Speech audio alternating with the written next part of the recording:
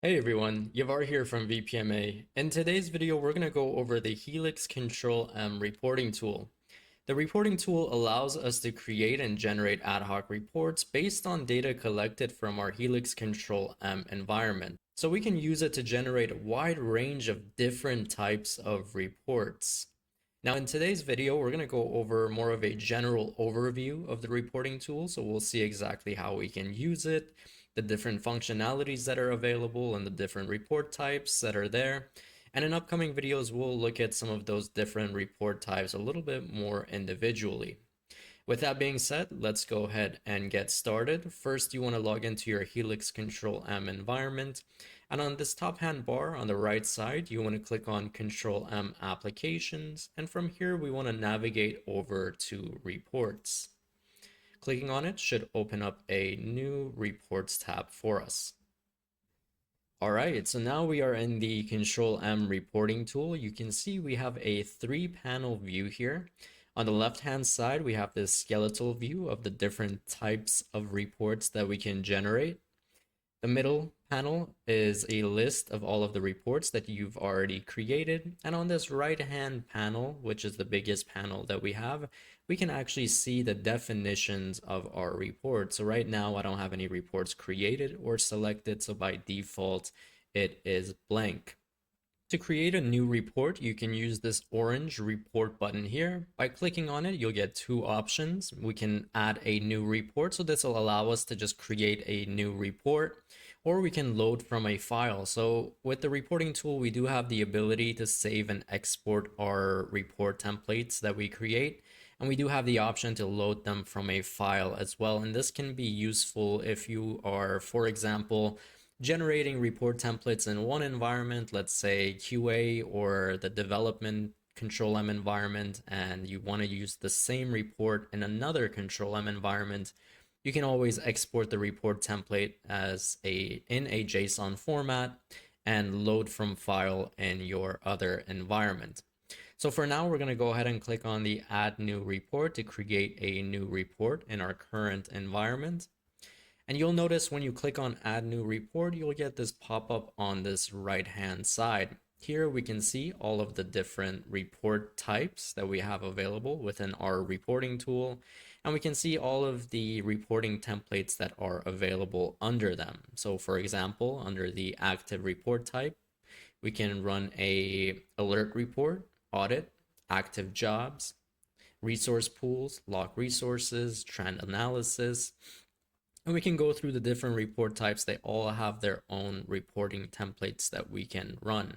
So we have job definition reports, file transfer reports, history and job execution reports, and even SLA management reports. So for today's video, we're not going to go too in detail with all of these different report types. We'll just use one of them as an example. So we'll go ahead and use the active jobs report, which will show us the list of jobs in the current active network or active environment. So I can go ahead and select this report template, click on add, and now we should see our right-hand panel populated. All right, so now we have the base for our active jobs report. And again, the active job report gives us a report of the current active network or a historic network. So this report is for jobs in the current active environment or jobs in the active environment for a previous day. So you'll notice here we have 3 different columns to configure our report. We have filter, visible columns, and sorting and grouping. The filter column allows us to set particular filters on the report that we are trying to generate. So first we have the network here, which will allow us to specify if this report is for the current active network or current active environment, or we want to go with the last day's network or any specific dates. So here I'm going to go ahead and just select current active network, and below it we have additional filters available. So let's say this report should only be for jobs that belong to a specific application or jobs belonging to a specific folder. Maybe you only want to get an active job reports of jobs that belong to a specific host or start with a particular job name prefix. or jobs that are a specific job type. So you do have this flexibility here. You can fully customize your report and have it only show the data that you want to see. So for now, I'm going to go ahead and remove this filter because I want to generate a report showing me everything in my current active network. So now with all my filters and networks set, you'll notice at the very bottom here, we have a preview tab. So this will give us a preview of our report with its current filters and visible columns and sorting and grouping set. So here I can do a quick refresh on this bottom right-hand side. And now I have a preview of the report that I am building. So I can see currently it has an application column, sub-application, job name, and file name / member name. So from here, with all of my filters set, now I can navigate over to the visible columns section. Here I can add any additional columns to my report or take out some of the ones that I don't need. So for example, I can see the file name / member name is blank here. It's not necessarily used within my job, so I can take this out. So here I can go through the available columns and just drop in whichever column that I want to add to my report. So for example, I may want the host. So I may want to see which host these jobs run on. We can include a job type to see the job type of the jobs. So we can see these are all OS job types. So basically, I can configure my columns in any way that I want. I can also reorganize them in this visible columns section. Click on refresh. And now we can see a preview of our updated report. And finally, we can go into sorting and grouping. And from here, we can add any additional sorting based on the columns that we added to our report. So I can click on this sort by plus icon. And I can say sort my report by host, job name, sub-application, or job type, which are all visible columns that I have added to my report.